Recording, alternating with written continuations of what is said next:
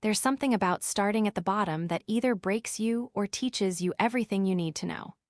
Most people who make it big will tell you some version of that story. How they worked the worst jobs, dealt with the hardest customers, learned the business from the ground up. But usually those stories are told in hindsight, polished and packaged, turned into inspiration. The reality while you're living it is different. It's exhausting and demoralizing, and there's no guarantee it leads anywhere. You're just trying to survive, trying to make rent, wondering if this is all there is. And then something shifts, or you shift, and suddenly the path that seemed impossible starts to look possible. That's the story here, but it's messier than the headline makes it sound. Start with a kid, 17 years old, didn't finish high school because he had to work.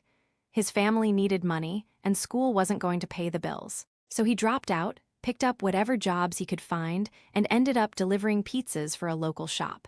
It wasn't glamorous. The car was falling apart, the tips were inconsistent, the hours were long and mostly at night. But it was money, and money was what mattered. He'd drive around the city, GPS barely working, knocking on doors, handing over pizzas that were sometimes cold by the time he arrived, taking whatever cash people gave him and hoping it added up to something decent by the end of the shift.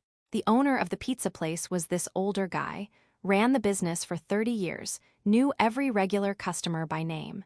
He was gruff, didn't say much, but he knew his operation inside and out. He made the dough fresh every morning, sourced ingredients from specific suppliers, had systems for everything. The kid delivering pizzas didn't think much about it at first. It was just a job, just a way to get by. But after a few months, he started noticing things. How the owner tracked inventory, how he managed the kitchen staff, how he handled complaints, how he priced the menu to stay competitive but still make a profit. It wasn't accidental. Every decision had a reason. One night, the regular delivery driver called in sick, and the owner needed help inside. He asked the kid if he could work the phones, take orders, help prep. The kid said sure, figured it was easier than driving around in the rain. That night, he saw how the whole operation worked. How orders came in during the rush, how the kitchen coordinated to get multiple pizzas out at once, how the owner handled a customer who was angry about a wrong order. He didn't yell, didn't get defensive. He apologized, offered to remake it for free, asked what would make it right. The customer calmed down, accepted the offer, and probably ordered from them again the next week. The kid watched that interaction and learned something. It wasn't about being right, it was about keeping the customer. He started asking questions, not annoying ones, but genuine ones. How did the owner know which toppings to stock more of? How did he decide when to run promotions? Why did he use this supplier instead of that one? The owner didn't mind. He'd been doing this so long he was happy to explain it to someone who actually cared. Most of his employees just showed up, did the minimum, collected their paycheck. But this kid seemed interested, seemed like he was paying attention. So the owner started teaching him, little things at first.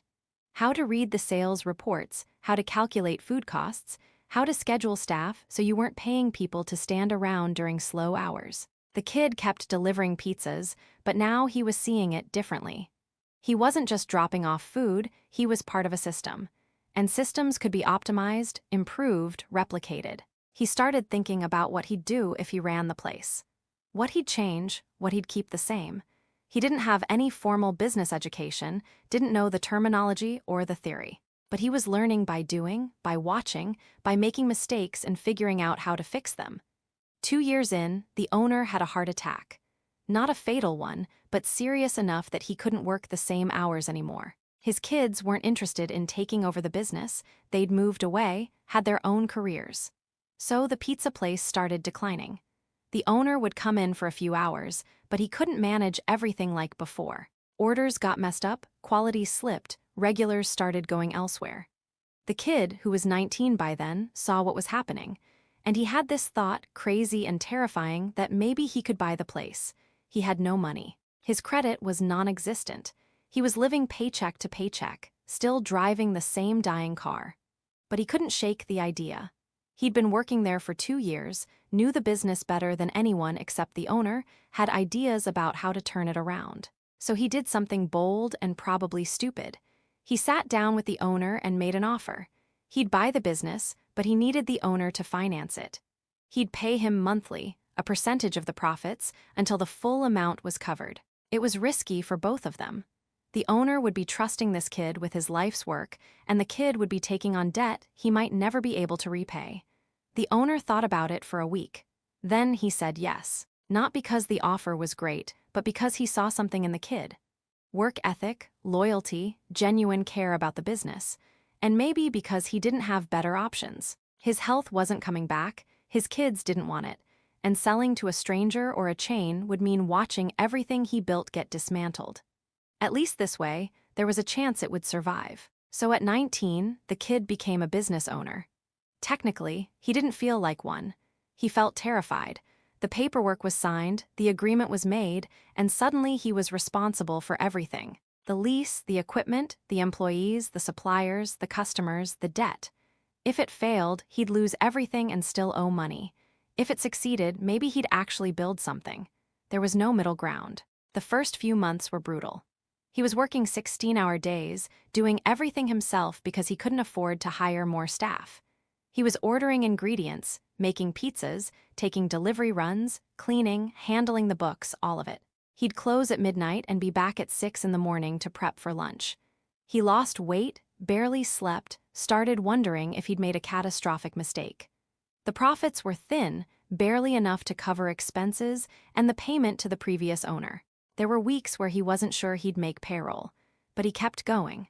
Partly because he didn't have a choice, the debt wasn't going away. Partly because he'd told everyone he was going to do this, and failing felt worse than the exhaustion. And partly because somewhere underneath the stress, he actually believed he could make it work.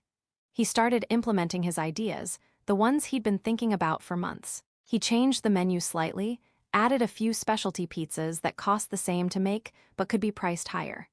He started a loyalty program, nothing fancy, just a punch card that gave you a free pizza after 10 orders. He improved the delivery time by optimizing routes and scheduling drivers better. He made sure every pizza that went out was hot and exactly what the customer ordered.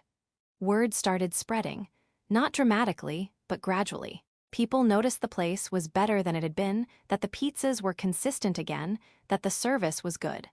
Online reviews started improving. Repeat customers came back more often. New customers tried it based on recommendations. The numbers started moving in the right direction, slowly but undeniably. 6 months in, he was breaking even. A year in, he was actually making a small profit. That's when he made his next move. He realized the business couldn't grow if he was doing everything himself. He needed to delegate, needed to trust other people to handle parts of the operation. So he hired a kitchen manager, someone with experience who could run the back of house without him hovering. It was hard, letting go of control, trusting someone else with something that mattered this much. But it freed him up to focus on the bigger picture. From one location to two is that it changes everything. You're not just running a restaurant anymore, you're running a company. You need systems, processes, ways to ensure quality and consistency across multiple places. You need managers you can trust, because you can't be everywhere at once. You need to think about branding, about what your business stands for, about how you're different from the dozens of other pizza places people could choose. He figured it out through trial and error, made plenty of mistakes along the way. Hired people who didn't work out, wasted money on marketing that didn't generate returns, had equipment break down at the worst possible times. But he also had successes. He built a team of people who cared about the business almost as much as he did. He created a culture where quality mattered, where employees were trained properly and treated fairly. He learned to read financial statements, to understand margins and cash flow, to make decisions based on data instead of gut feeling. By the time he was 25, he had 4 locations. He was no longer a kid delivering pizzas. He was a business owner employing 50 people, generating 7 figures in annual revenue. He'd paid off the original owner completely, bought a decent car, moved into an actual apartment instead of the room he'd been renting. He wasn't rich. Most of the money was reinvested into the business, but he was stable in a way he'd never been before. People started asking him how he did it. Other restaurant owners, people thinking about starting businesses, even reporters from local publications. And he'd tell them the same thing. There was no secret, no hack, no magic moment. It was just work. Relentless, exhausting, often frustrating work. It was paying attention, learning from people who knew more than him, being willing to do the jobs nobody else wanted to do. It was taking risks when they mattered and being conservative when they didn't. It was caring enough about the product that customers could taste the difference. But he'd also tell them about the luck. Because there was luck involved, even if he didn't like admitting it, the original owner could have said no to his proposal. The first location could have failed before he figured out how to fix it. A competitor could have moved in and undercut his prices. A dozen things could have gone wrong that would have ended everything. He worked hard, absolutely, but he also caught breaks at the right times. That's part of the story too. There were costs, personal ones. He didn't have a social life for years, didn't have time for relationships or hobbies or anything that wasn't the business. Friends from his teenage years drifted away because he was never available, always working. He missed family events, holidays, normal life experiences that most people take for granted. There were nights where he'd sit alone in his office, exhausted and stressed, wondering if it was worth it, wondering what he'd sacrificed to get here. But then he'd walk into one of his restaurants and see it running smoothly, see customers happy, see employees who depended on him for their livelihoods, and it felt worth it. Not in some abstract way, but concretely. He'd built something real. He'd taken a failing pizza shop and turned it into a successful business that supported dozens of people. That meant something, even on the hard days. He kept expanding, but more carefully now. He'd learned that growth for growth's sake was dangerous, that you could overextend and collapse under your own weight. So he grew strategically, only opening new locations when he had the capital and the team to support them. He started franchising, allowing other people to open restaurants under his brand, with his systems and recipes. That brought in new revenue without requiring him to manage every location directly. By 30, he had 15 locations and several franchise partners. The business was successful by any measure. He'd gone from delivering pizzas in a dying car to running a regional restaurant chain. He employed over 200 people, served thousands of customers a week, had built a brand that people recognized and trusted. He'd achieved something most people only dream about, but he'd also become a different person in the process. The kid who'd started delivering pizzas was optimistic, hungry, a little naive. The man running the company was harder, more calculating, less trusting. He'd been burned by employees who stole, by partners who didn't hold up their end, by vendors who cut corners and blamed him when customers complained.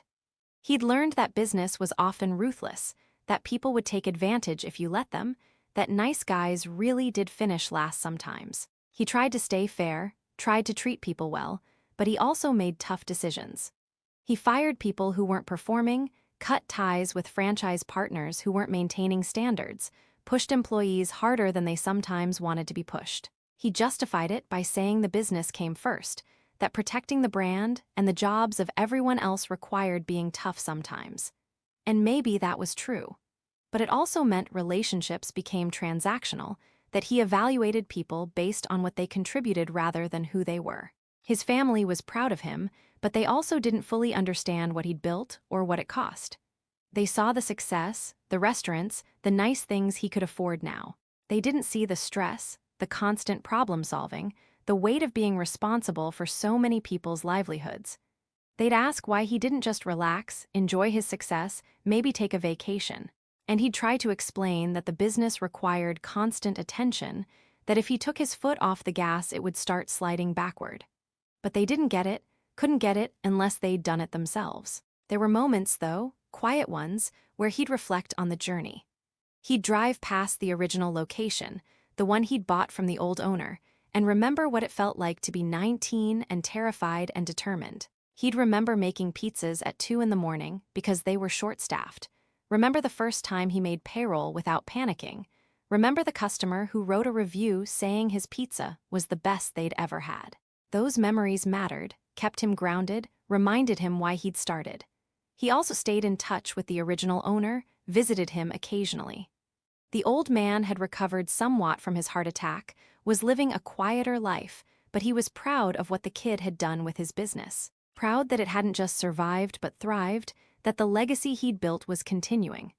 They'd sit and talk about the restaurant business, about how it had changed, about what made a good pizza, about life. The kid, who wasn't a kid anymore, valued those conversations more than he'd admit.